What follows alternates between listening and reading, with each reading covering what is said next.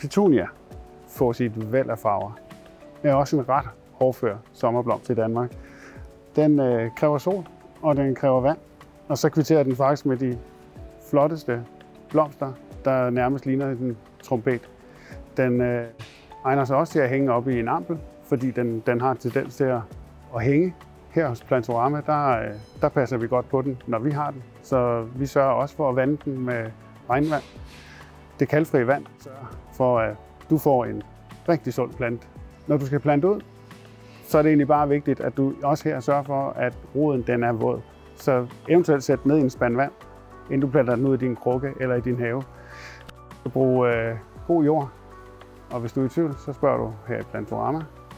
Hvis det er en krukke, så er det krukkejord, og altid husk i krukkerne, der skal drænes.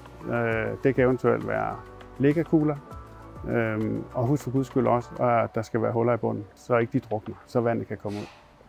Så hvis der er noget, du er i tvivl om, så kom ud til os i Plantorama. Så står vi klar med gode råd og vejledning, og vi skal nok give dig en rigtig god oplevelse.